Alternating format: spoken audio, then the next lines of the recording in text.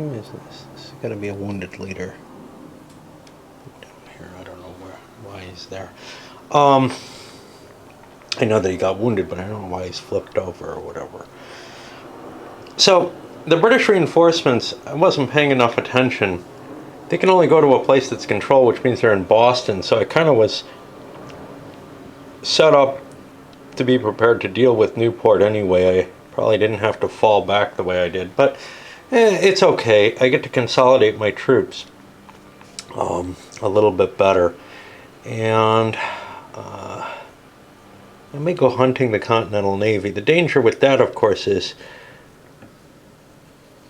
I can't leave my transports alone or it might attack them, but if I leave one of my warships with the transports and one of them off to hunt the Continentals, that should work okay. Okay, quick overrun in Newport. Turned out having those extra troops, it meant a bigger stack went to go kill it, but no chance of risk. Burgoyne making his way down after capturing the resources here. Howe comes back. He's strong enough. Tarleton ran back, letting his troops go find where they have to be. So we're getting close to actually dominating the New England area. We have to worry maybe Arnold will strike down and kill that British unit or whatever. Obviously, I'm not playing much with the hidden movement, and I'll tell you, I've kind of thrown it out. I'm beginning to question whether leaders have much effect. Other than a hindrance that I don't think really adds much to play, you know, hey, you can only move stacks that have leaders. I almost feel like a single leader, a single rule for Washington would be enough to allow the Americans, you know, to have many of the advantages that they have here in terms of being able to avoid things. This would be a tough game for the Continental troops. I read somebody was talking about the Continentals always position their force exactly 8 hexes away from the big British forces, so that, you know, because they can move one space faster, so that they keep close contact but not close enough that they can ever be attacked. And that kind of stuff I don't really want to cope with if I can avoid it. We do have a naval battle though. I went after this, so we have a differential of +2. And there's no effect. And I think it's a single round combat in this. Notice, you know, the basic combat results table is very, very bloody. You get the same results out of this, essentially, because of getting rid of the withdrawal. And I'm almost tempted to say, screw it, you know, if you want to play this game without the cards, just play with the basic combat results table. I think that would actually work pretty well. And might make the game a little less painful. We'll take those damn cards out of it and everything. Obviously, that's not going to work with the leader expansion, though. Let me make sure that I'm right about the naval rules. We just fight one battle round. That's the feeling I get, but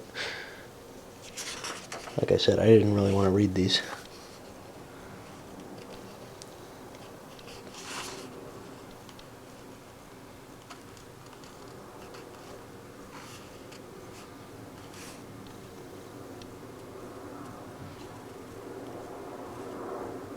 Yeah, no, it doesn't bother to tell you whether there's multiple rounds of combat, I don't think. Neat, eh? And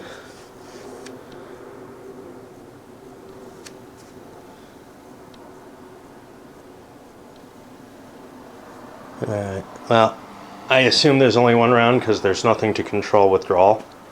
They would definitely run otherwise, so we'll leave it at that. Alright. The thing with the Washington counter, though, is that it allows, I think, the Americans to be a little more aggressive with Washington than sometimes he was. More willing to actually commit to a fight, because you always have a way out.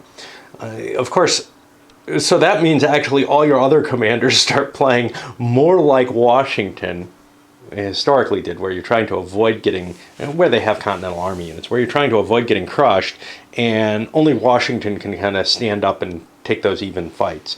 How big a deal is that? I don't know. Of course, where the big stand-up fight didn't involve Saratoga, didn't involve Washington. Washington wasn't really that involved in too many big battles, honestly. You got the New York campaign where he lost most of his army, and New Jersey. But other than that, I'm trying to think of any big battles he was really involved in. So it may actually promote a historical play to have that counter, to have... now, in terms of having the leaders as a whole, well, your big stack of Continental Army units, honestly, all your Continental Army units are, in the original game, being run by chickens, basically. People follow, if you're going to try to win, people following the Washingtonian strategy, very Fabian strategy, of, avoiding combat unless you have tremendous advantages, because you can't risk losing those units, I guess. I'm not sure that's really true, that you can't risk losing them in the main game. Because, if you can cost anywhere near what you're losing in British units, you're actually doing something pretty cool. Found the restriction I was talking about. At the start of each interphase, the leader with the highest rank in each of the 5 sections of the map board must be on the hex with the single largest concentration of units.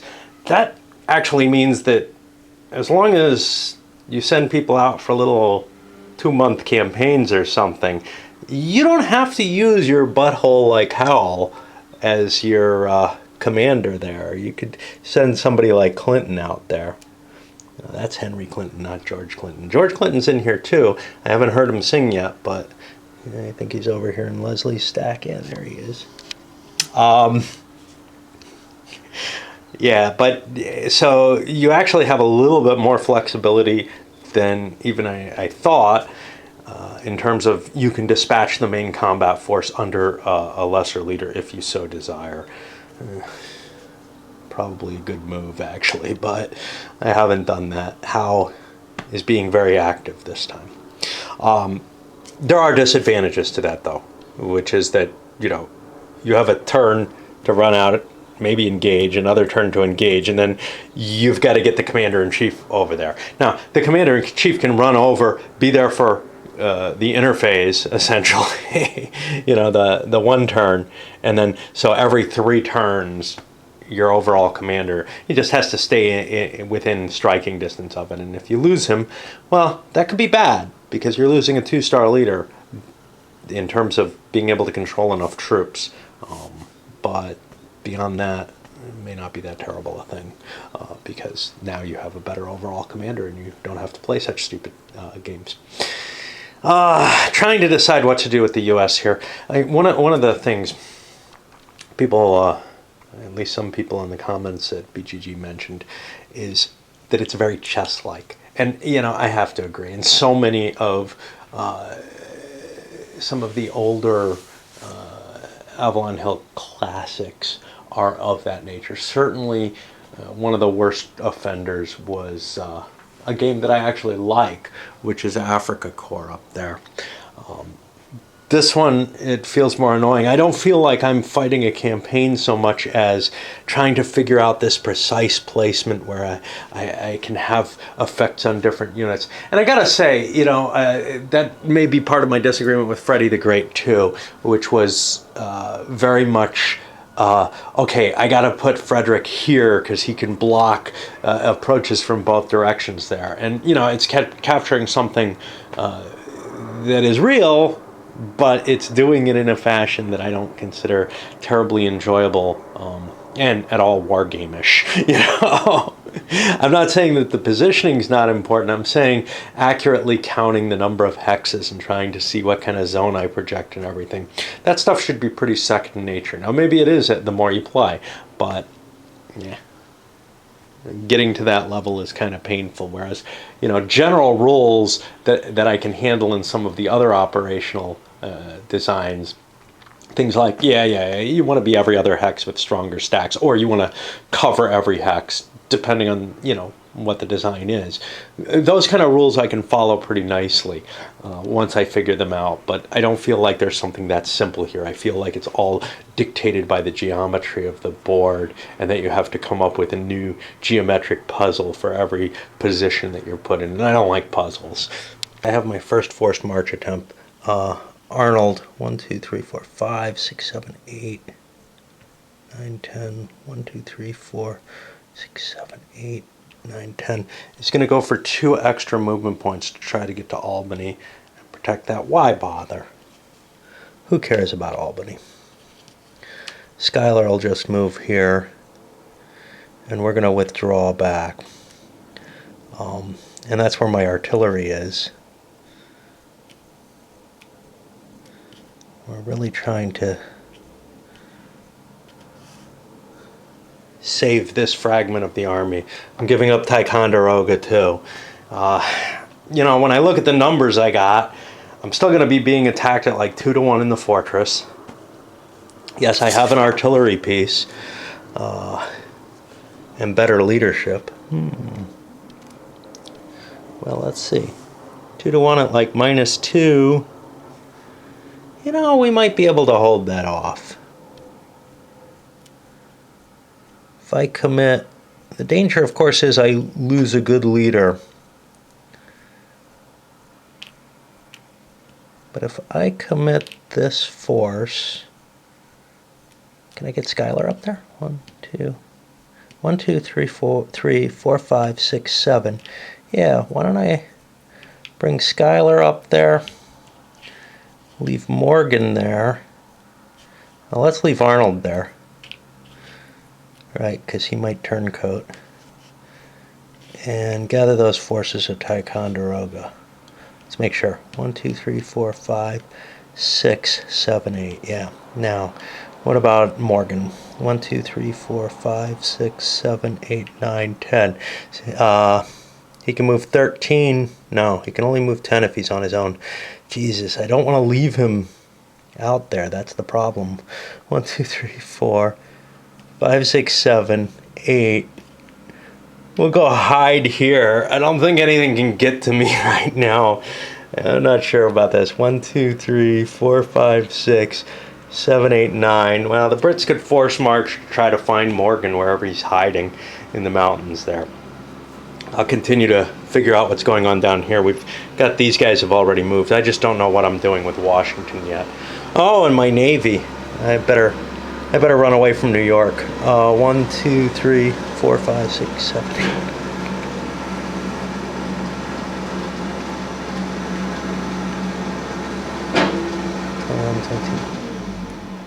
23, 24, 25, 26, 27, 28, 30, 31, 32, 33, 34, 35, 38, 39, 40. All right, we'll sail out there. We're out at sea somewhere. Just trying to escape from the British Navy. They could keep chasing us down. I don't know if there's much harm to them doing so. They're just as fast as we are, so wherever we can get, they can go. And while they're hunting us down, you know, this Navy's not really in any risk. I've got a warship there, and it's not like the French are coming. And in fact, the U.S. Navy starts checking for disappearance, I don't know, at the end of 77 or something, before the French come in. So it's just really not going to do much in the game. It's this goofy little rule. You can see why it's optional. It just doesn't have much effect on play. But okay, I don't mind things like that. But I don't know what to do with Washington. Part of the reason I'm moving here is to free Washington up. So he'd better do something cool, and it's probably going to be hitting Howe, but I'm not sure. Problem with hitting Howe is he's got a magazine here. And that is an issue. Washington can leave the battle after 2 rounds or whatever. If he's got 2 supply, I hope he does. If he doesn't, he's stupid. Oh God, he only has 1. Yeah, I don't think I can really use him too effectively. I don't know what to do with him. I fell back on the Hudson. Holding Ticonderoga might tie down Burgoyne, and if it does, maybe it opens me up to an interesting situation. If it doesn't, I don't know what I'm doing. Okay, and here we are at the end of the interphase, and really silly stuff has already happened. Ticonderoga has become the huge massing place of the rebellion. Yeah, whatever. Now, I wouldn't have even thought about this, but it turns out what I did has just made it into this huge blockage. So it was a great idea to run away. I've got like 12 strength points there under Arnold, who gives a good leadership bonus over Burgoyne, if Burgoyne is the one who's coming down, and he kind of is going to have to.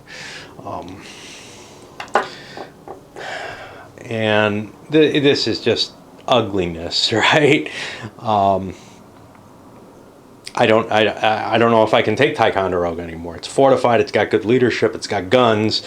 On the other hand, we got big forces showing up in Hartford because there were no Continental units over here. So we got a big militia force that showed up here, which is temporarily kind of good. Militia are cool because they take all your losses. So you actually want a lot of militia where your Continental Army is going to operate. So jumping into the central states was kind of a bonus there too. Of course, that could just get stomped on the British turn, and we expect that's what's going to happen. And then, forces forming down here to make their way north and try to continue to reinforce. Meanwhile, the Tory militia, if I sent too many into an area, that area gets decreased. That ended up being the central area. I haven't really been shipping the Southerners up, but we got more Southerners showing up, try to block these guys. These guys may not be able to make the run here, so, they may go join this. I'm going to have a magazine there in Charleston if things go as expected, because I just don't think I'll be able to ship my supplies or anything out. Now, the U.S. Navy has no transport capability here. We're really beginning to see this early where the game is falling apart in terms of historical. Maybe the third edition starts to fix some of these issues, but there's really the question of the core movement and combat concepts of this design just don't seem to warrant layering and trying to make it more accurate, more detailed, more effective as a game. So maybe at its best, it really is just play it as a game, of its time. And that doesn't make it a bad game. I can see where it would be an interesting game to the kind of person who wants those geometric puzzles. I don't know why I'm willing to accept that in Afrika Korps terribly much. It's not that I play Afrika Korps all that much. I think it's just got to do with there's something very clean about its presentation. And it gives you a quick and easy look into things. And maybe the quickest and easiest look that I have, to tell you the truth. I've got a quicker and easier look at this circumstance that's equally ahistoric and silly, which is skirmish, and then an even quicker, a less quick and easy, but maybe more enjoyable design on the side of Washington's War, although the historical issues with that one disturbed me a great deal. It's kind of annoying when skirmish is, this Milton Bradley game with little plastic pieces and almost no rules is perhaps the most realistic and believable of all the Revolutionary War games that I've played. I haven't played that many. Colonies and Revolt may be a little better than these others. We'll give that a shot. Along with, again, I've got some others. I think what I'd really love to see, although I'm still not sold on the system, is something along the lines, but the Revolutionary War is totally different from what covers of the Red Sash type games. I'd be really curious to see Ian's take on, you know, the counterinsurgency ideas on this, but this is not his area of expertise by any means. He is so focused on that Austrian succession period that, you know, and there was such a hole there. But I'm thinking something modeled more on that kind of movement and capabilities. And that may be actually, you know, maybe I'll end up seeing 1777 gives sort of the operational level that I'd like to see. And then it becomes the question of, okay, well now, how do you layer onto that the interesting things to do with the counterinsurgency aspect of the war? And I don't know.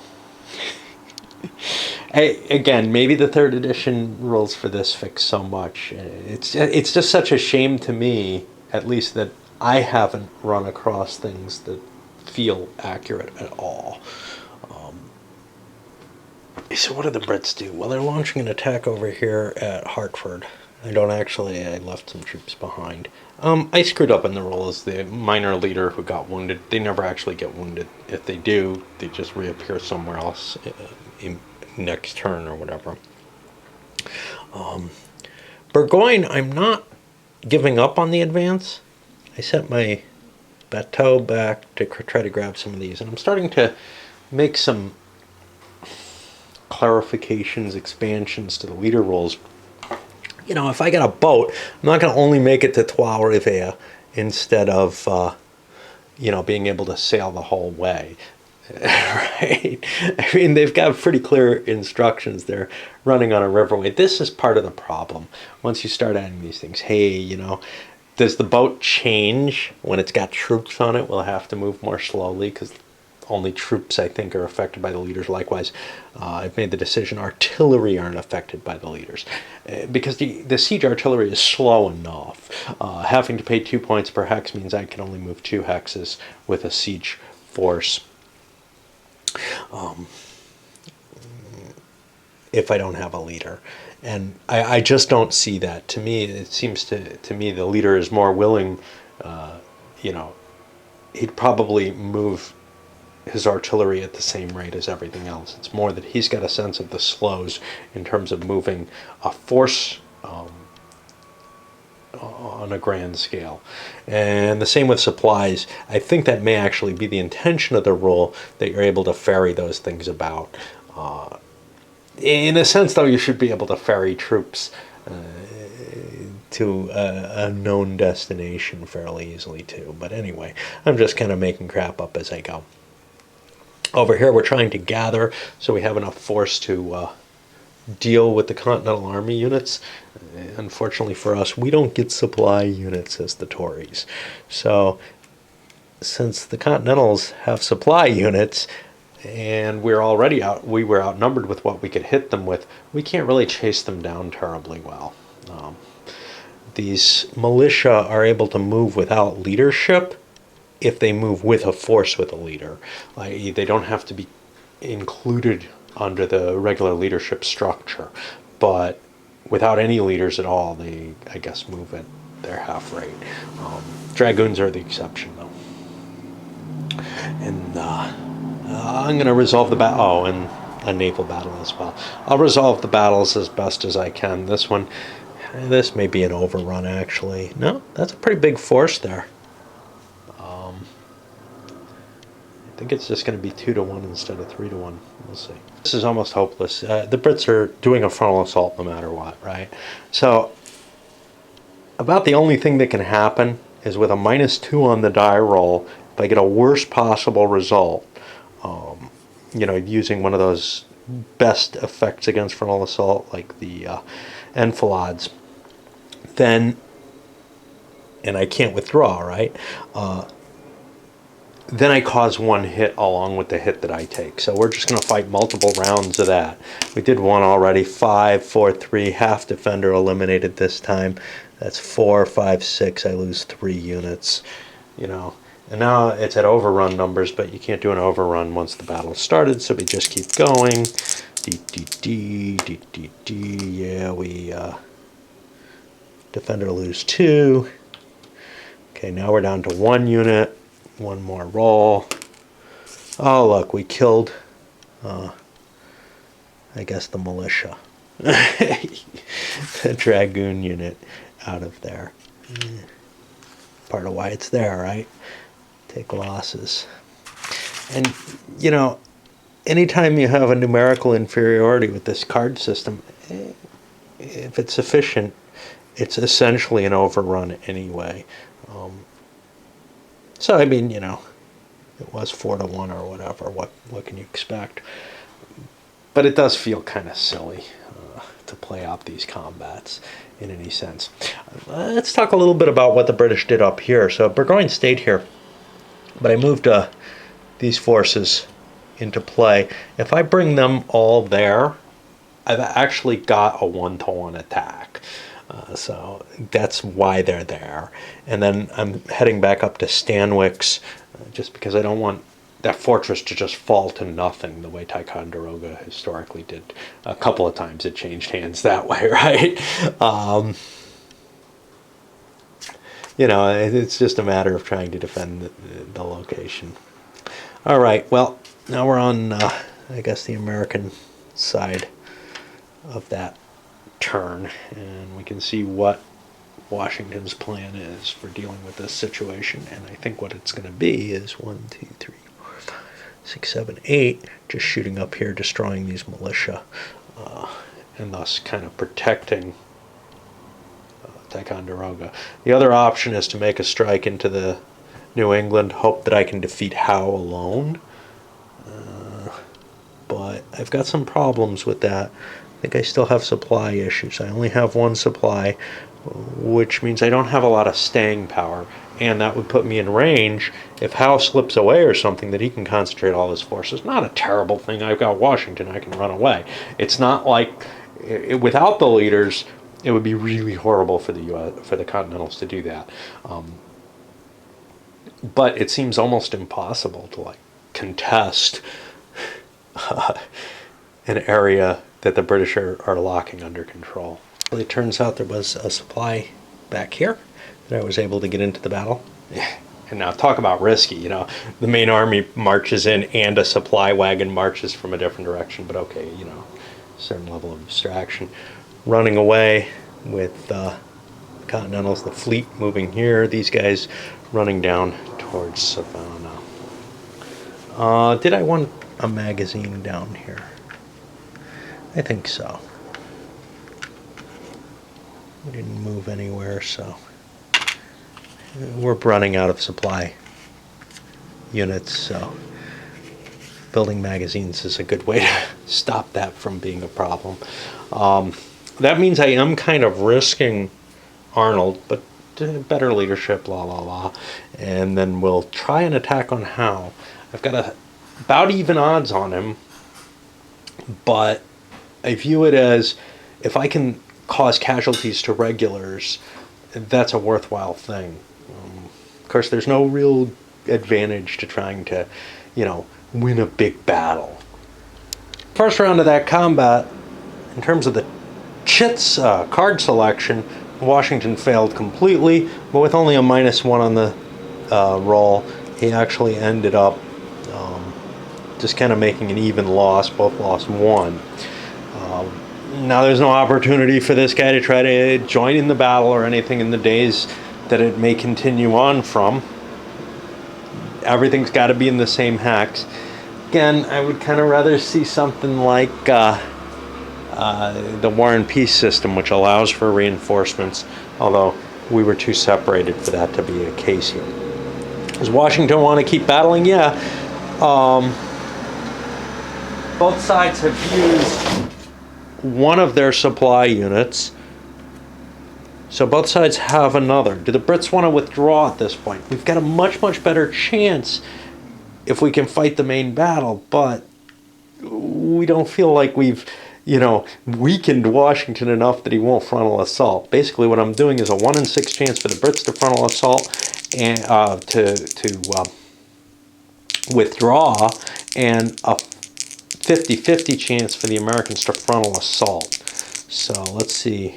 The Brits do not withdraw. The Americans do not frontal assault this time, so now it's just random chance, really. The Americans do a recon in force. Oh, I'm sorry. 1, 2, 3, 4, 5, 6. No, a recon in force. And the Brits do an enfilade left, which means the Americans are now at +2. We're on the 1-to-1 table.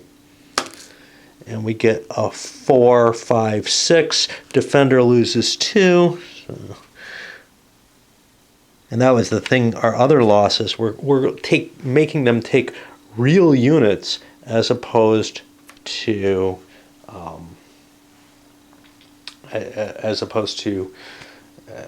militia. The Continentals have only lost militia so far. Things are looking uglier for the Brits, but if we withdraw, we're so likely to get hit with our frontal assault, So it's kind of a, wow, do you just stick around and keep fighting or not? And I think I'm going to keep with the same odds. The Brits stand. The Americans are frontal assaulting this time, though. And the Brits do a stand and defend, which strangely doesn't work very well against a frontal assault, whereas these enfilades do. I don't know why that choice was made. Most games don't do that. So that means we're at even on a 1-to-1. And the Americans get hit hard here with an AL2. I don't want to play out this whole battle. Both sides have actually expended a supply now because, yeah, we're going to commit to more supply. So now there's less incentive to leave, but on the other hand, the Brits are kind of like, well, we don't have the advantage in this fight. That sucks. I'll come back and show you what the results were overall. We had some rules. Wow, the French are called in now, right? At least I don't mind them coming in when they do. We got a defender eliminated on the Brits. Simply by that frontal assault withdrawal combination coming up. It's really the most likely combination of all. Just because, there's this, well, can I slip away? But then a maximal die roll. At +4, boom, there goes the entire British Army. Now, each side loses a supply wagon, and the British supply wagon can't be captured because both of them were used in the battle. It has to be kind of a fast battle to capture enemy supply, I think. I got a bunch of casualty checks for both sides. Who knows what happens there. But that was pretty major. And the British force loses only one general to death, Clinton. He's pretty decent. Would have liked to see Howe gone, but I don't know what happened, whether Clinton's killed or gets blamed for the disaster and somehow Howe stays in command. You feel like somebody with a disaster like that would get recalled. There's nothing along those lines in this game. And I think that pushes us into August with an interesting situation. Do the Brits want to attack again? We don't really have a supply advantage here. Both Washington and Howe now have just one supply wagon. I was considering, well, it might be harder for Washington to fight this battle without the supply if I had 2 supply wagons to back it up. But the Brits do not have the 2, and that means I think they're in a lot of trouble. My observations that are fairly random, of course. There's something kind of nice here, which is I don't feel any real compulsion about this game. I kind of didn't want to get it started, but now that I have, I'm playing it. It's happening. I don't feel like I have to work too hard at anything. And I don't feel like I have to care too hard about it, which is kind of a neat feeling, Even things that I really enjoyed, like I just played Triumph and Tragedy, and I really enjoyed playing it. I screwed it up all over the place, which is kind of a cause for anxiety in and of itself. But also, it was very demanding, in the same way Euros are kind of demanding. They say, oh, you got to be here, you got to be doing things. I don't feel that way here, but I also don't feel that kind of shunning that I felt with, say, A World at War, that I also played recently, or some of the other bigger games of, oh God, I don't want to face it. This is at sort of that nice medium level. And if I get a few rules wrong, who cares? It's not that accurate anyway. I'm not violating something that terrible. If I played it competitively, obviously that would be an issue, but I mean really competitively, not just sitting down opposed. But it's got this kind of, putting on an old dirty sweater. You don't feel like there's any expectations or anything really coming from it. And I have to say there's something kind of endearing about that, if nothing else. I'm taking advantage of the leader doesn't have to be there except right after the interphase rule to launch an attack with Cornwallis here against Washington. Let's see if he sticks around for how long. And then Carleton, as I sent Burgoyne away, has got enough commanders to launch an attack here on Ticonderoga. It's not going to be a pretty attack. I don't have my artillery up there yet, but I'd like to bust through, and we'll see if I succeed. The British Navy managed, quickly handled this, to get rid of the Continental Navy. It's just gone for one interphase. Basically, D-1 means it's damaged for the rest of the interphase. I don't know why I'm playing around hunting this down, but it doesn't do me any harm to do so. We got new reinforcements in Boston, so we have a significant force coming in against Washington there. The situation was terribly conclusive.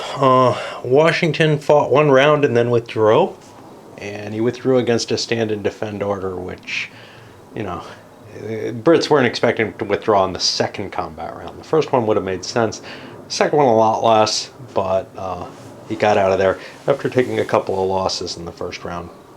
We had a wound here, but over at Ticonderoga, largely ineffectual. The Brits lost the rest of their Indians and don't have the odds anymore to continue to attack. By the way, Carleton, according to this card, now, 3rd edition rules, I think, say that he can't even operate outside Canada effectively.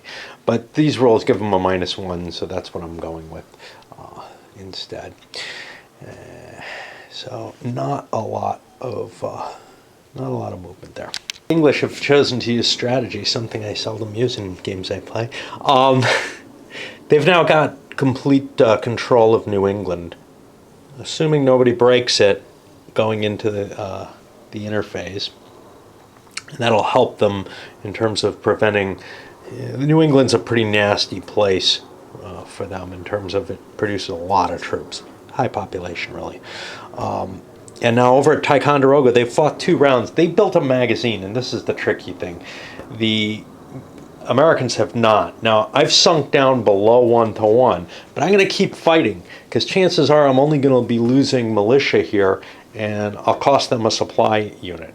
And once I cost them a supply unit, then probably I'll break off the combat. But as it is, that's how I'm going to wear them down, is attritioning their supply units. Now, if they build a magazine there, which they can't do until they get another supply there, then this becomes kind of a pointless exercise. But right now I'm willing to take losses, I think. Very bad roll, could go badly for me though. I'm at -1 on the roll, so I could conceivably take big losses. And I don't, I just take my 2, which will be my militia, and then I'm going to call the battle off. The Continentals don't want to come out and fight, that's for sure. So now they're down a supply unit. And the cost for it was pretty much all the militia. But hey, we're getting more. We'll make more of them. Do that, man. What happens if I go and take this at 1-2, which is what the Americans would be at attacking, and come out? I'll be a +2 for Arnold versus Burgoyne. I don't have the artillery playing anymore. Why was I only at -1? I was at -2. Ouch. I probably misjudged that, but +2. I gotta get at least a 5. That's 50-50. But you know what? Given that I've already expended the supply for the battle, I'm going to keep going. And I forgot to roll casualties. Yeah, I'm going to keep going with the Americans. So +2 for Arnold. Yeah, I thought I had an advantage. Do I not have an artillery here? I swore I had one. There it is. Okay. Yeah, it should have been at -2. But I'm going to keep going. But here now we have to make the selections. Now the Brits don't terribly want to withdraw. They're not in that bad a situation. So, yeah, we'll put a 1 in 6 chance of them withdrawing. You know, I don't even want to withdraw. It's too dangerous to do so. And the Americans probably don't think they do, but we'll give them a 1 in 6 on the frontal assault, and then we'll make the checks. 2, we're going to do an enfilade with the Americans, I guess. And 5, 1, 2, 3, 4, 5. We refuse the right, which is the wrong pick. So we're as... What? Are these backwards? The enfilade's left and I refuse the left. The attacker gets a +2. Wow, that's really screwed up. These don't even make sense.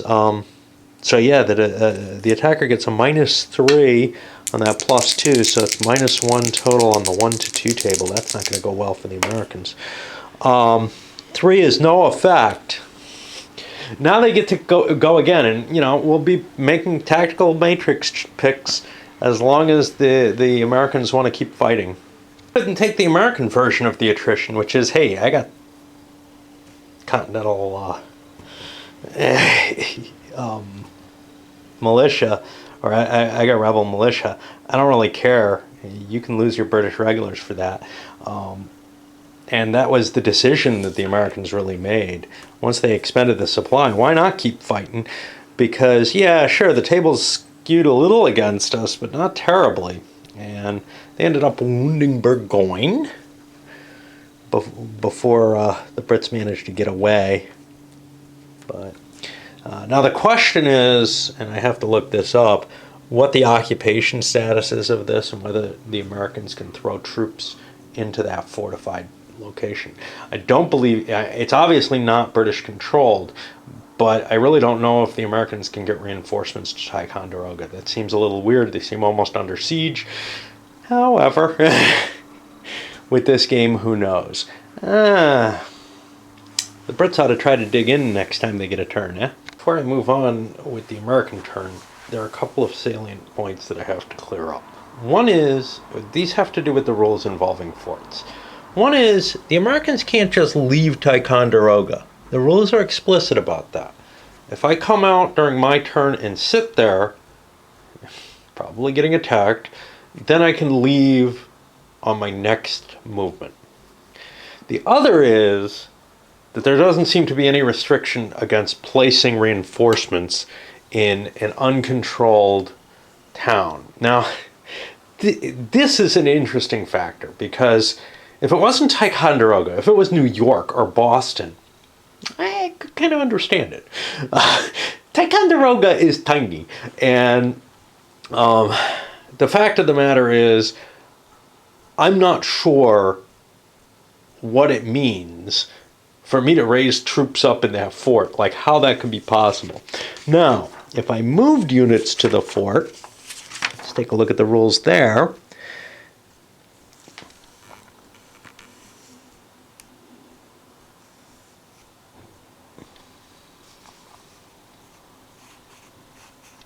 Friendly units entering a fort containing friendly units and enemy units outside cannot move inside the fort in the same turn. So my feeling is I could raise troops here, but they'd be outside the fort. Now I could conceivably come outside to help them under the right circumstances, I guess. But as of right now, I don't think I can do that. And in fact, I'm not even certain that I could do the counterattack that I did coming out of the fort. What's not clear, it's not even clear if there's multiple rounds of combat in a fort. It feels kind of weird that you can just keep attacking the fort. But then again, you know, this is a month. I could assault the fort multiple times over the course of the month, so I don't know if that's bad at all. If there are multiple rounds, I guess it makes sense that they can come out. You know, again, the rules are so kind of vague about all this stuff. That adds to my enjoyment, actually, though. To end this turn, the rebels dispatch Greene to take command of the Continentals, now in Philadelphia. Washington's marching up to relieve Arnold. I don't remember. I'm going to have put a little marker down to remind me when Arnold turns. But certainly it's not in 76. And we're abandoning New England. And basically, an attack on here would have been required a forced march and would have been largely suicidal for any small units, and Washington himself doing it seemed painful. I hope these are rebel militia. And I'm not in position to attack here. Kind of that's easier from through the Green Mountains. So we'll see if we can clear the route back to Canada one way or another. I don't know what I'd do if I can get that route. I mean, again, the advance on Canada, it's not like the Canadians are going to join the rebellion. That was the hope, but there's nothing in the game that allows for that. So we go to the interphase. The autumn interphase gives us no supplies or anything for the Continentals. Force-wise, so the militia kind of fading around and changing where they are. I had too many down here in the south, which kind of disturbs me. I'm not sure how it happened. A bunch showed up in New York. Didn't have anywhere too good to put them. If I put them in Albany, maybe Washington squishes them. So this seems like a better place. Kind of able to work here. Got some new units under Prevost showing up at the beginning of this turn. Militia here.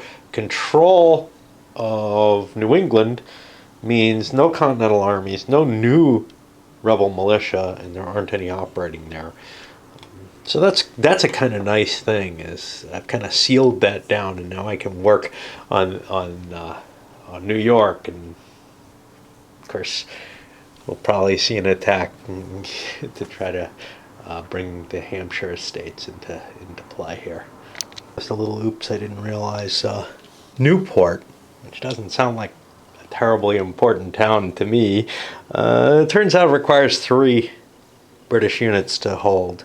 So I fudged a few units over there, but Prevost is heading up to Norwich, both to potentially support in this direction. We've got Howe heading up this way, and also maybe to cover it.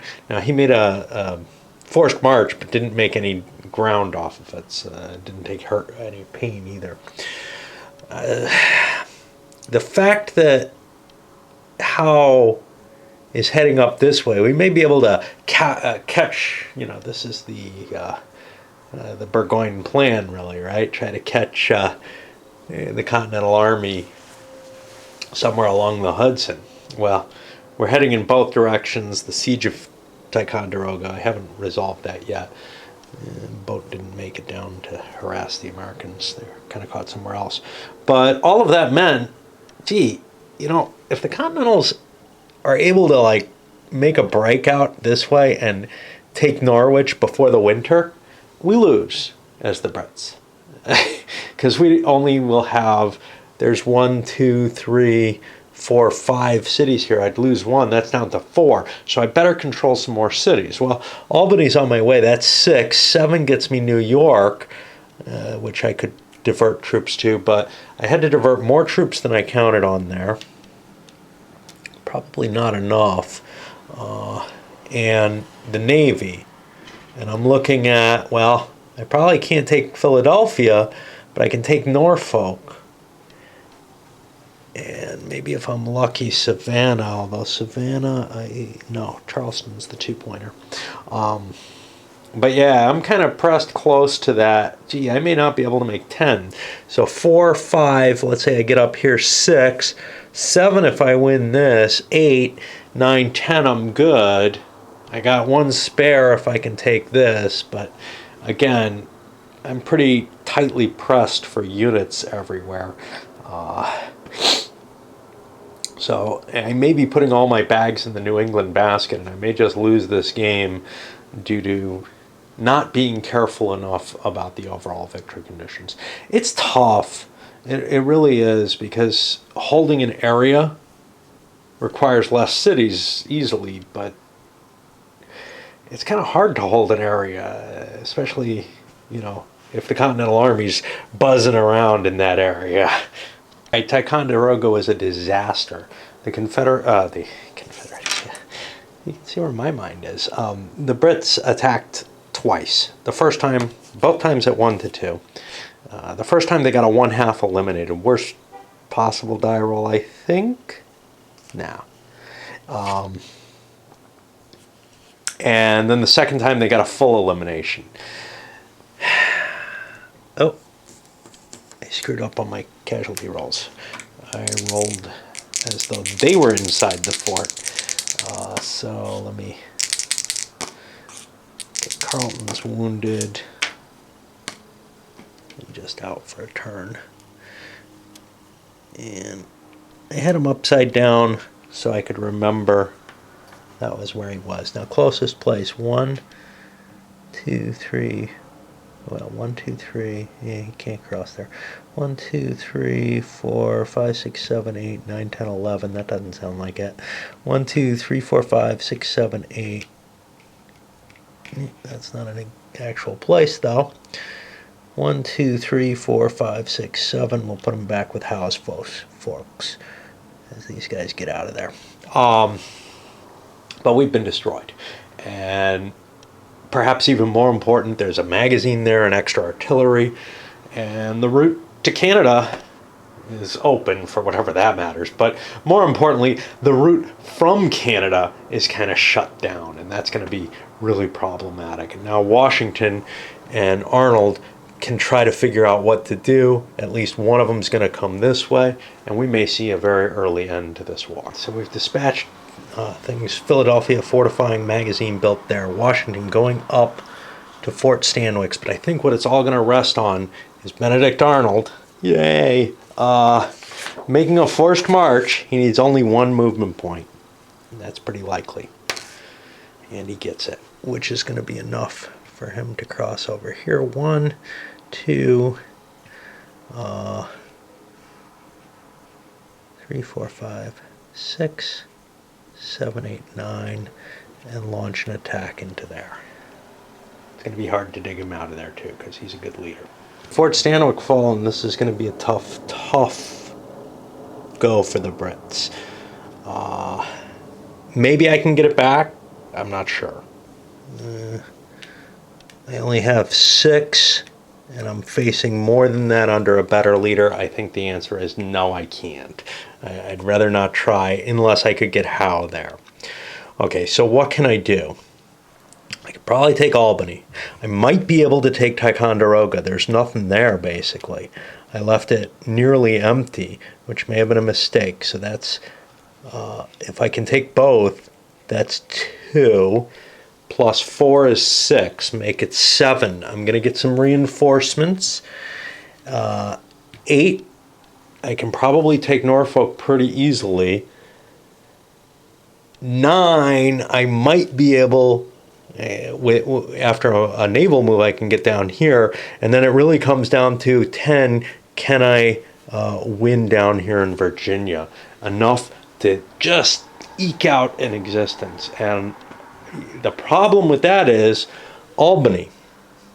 Albany's the weak spot here, because I either don't cover it and just rush up, take Ticonderoga, and then count on being able to take Albany on the way back, or I could turn, I could leave a unit there, but that's basically just a Scooby snack for Washington to have.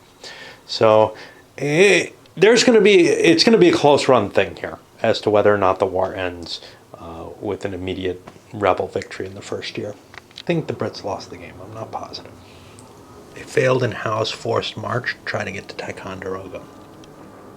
That means we're at 4, 5, 6 maximum up here probably. Maybe 6 with Ticonderoga, whichever way you want to look at it. But I don't think we can take both with Washington coming down. So 6, 7, 8, 9. Yeah, maybe we can take all of these if we do things really cleverly. And then that's 9, and then one more coming down to Savannah gives us 10. So we might still be able to survive this. Really pushing it close. Washington also missed his forced march to get down here to kill Phillips. He's got a bunch of militia with him. That may or may not mean much, but those are extra forces I can use to defend Albany. Let's see. The real danger is here. The entrenchment. Remember, I allowed the dragoons to move full speed, so they flew into here. There are more British and Tory units, but I have to try to get a British unit into here, which means 1, 2, 3, 4, 5, 6, 7. They can actually make it without a forced march, so that should be easy enough. One ship can get me down there. I think I can actually barely do it. Let's see. Now going into the U.S. turn. 4 here. 5. Ticonderoga and our guns were taken. Forced march failed here. 5, 6. I haven't moved these yet. 7, 8. I had to send a warship there instead of a transport. Transports are slower, actually. So I got to take both these hexes. If I don't take both of those, it's over. To do that, I need to detach 1 strength point under some butthead. How many strength points do I have? I don't have that many. But I'm gonna be at a penalty if I don't take Cornwallis there. So I'll send this butthead up here. These troops can make it here. 1, 2, 3 into the battle, and Cornwallis and his big company can make it there. And then we've got that to show it down. That's the 10th space. Now the problem is the Americans obviously don't have to worry about these. They weren't taken yet. Yeah, and the magazine and everything else and the bateau all fell once more. Kind of silly how many times it's changing hands, but you know, it did change hands a couple of times at least. Not as much as it is. I moved a ship here, but I didn't have enough movement. It was only a transport to do anything more with it. I was thinking, well, maybe I could do a landing up here at Alexandria, which has been weakened. I don't know why the U.S. didn't entrench there. They probably should have,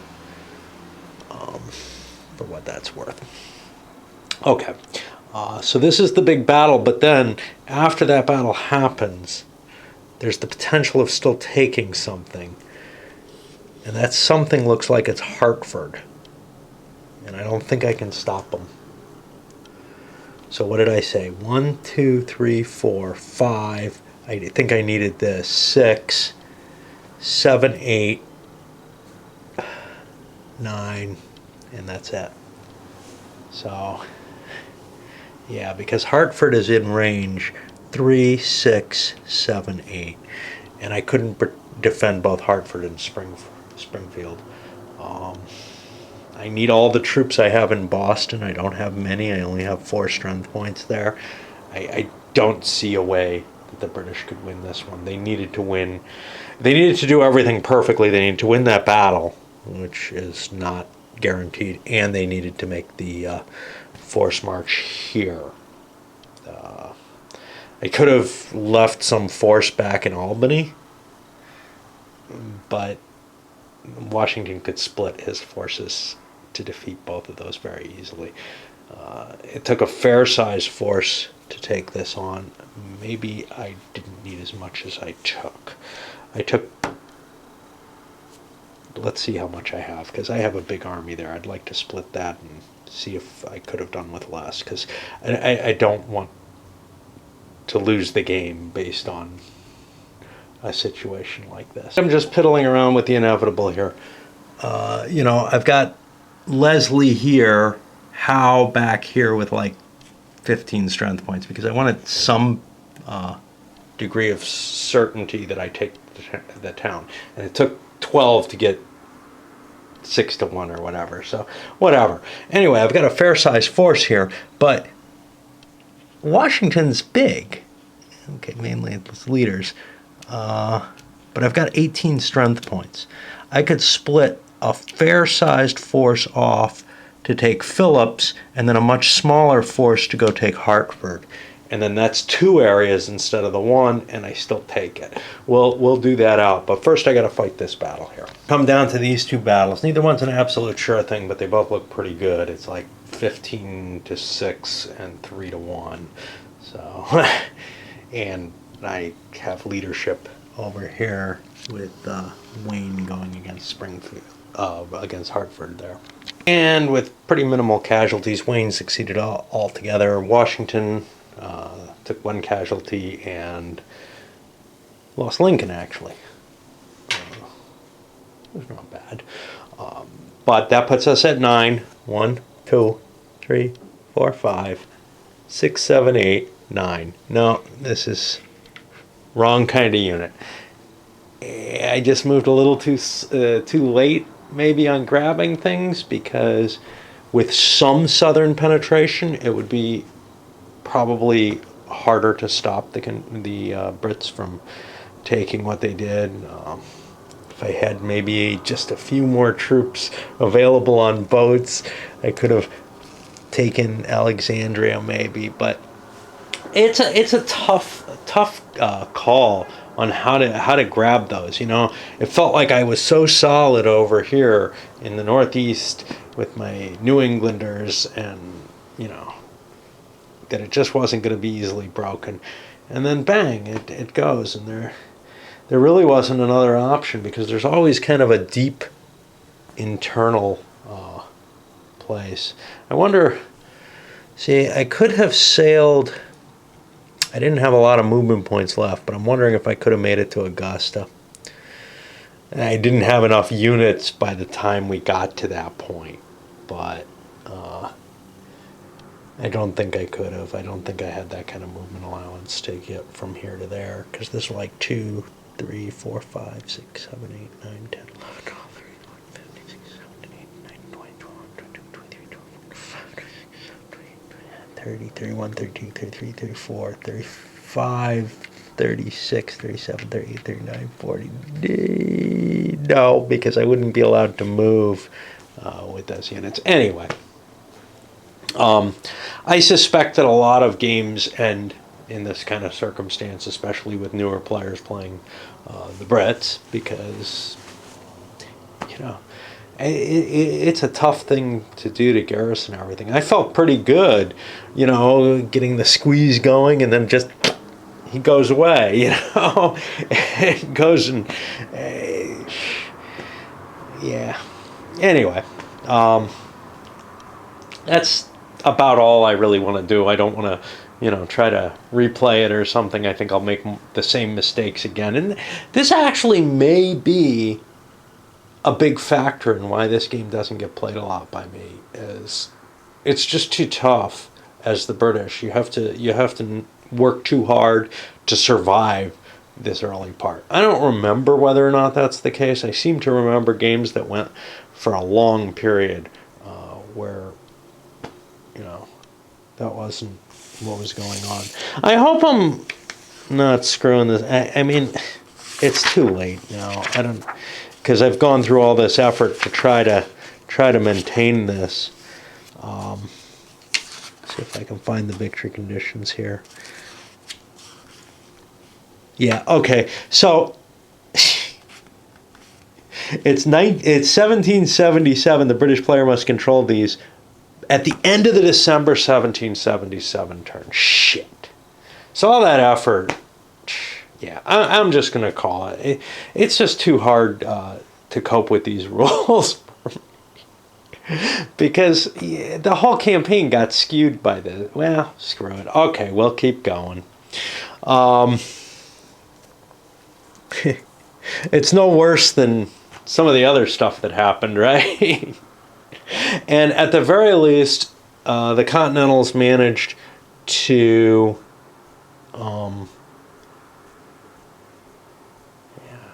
Is there a. Yeah, minimum victory conditions. It's even on here to indicate, but my poor eyes can't see anything. All right, well, we'll keep going. It's no worse than some of the other errors we made. So, you know, at the very least, the Continentals managed to get New England back under their control. And now we kind of see that, yeah, we better take enough cities. We had a dry run of it. All right, let's send this up, and then I'll do the end of year conversions. And I got to worry about, there's also the winter attrition for the Continentals, which is going to hose them pretty hard, probably.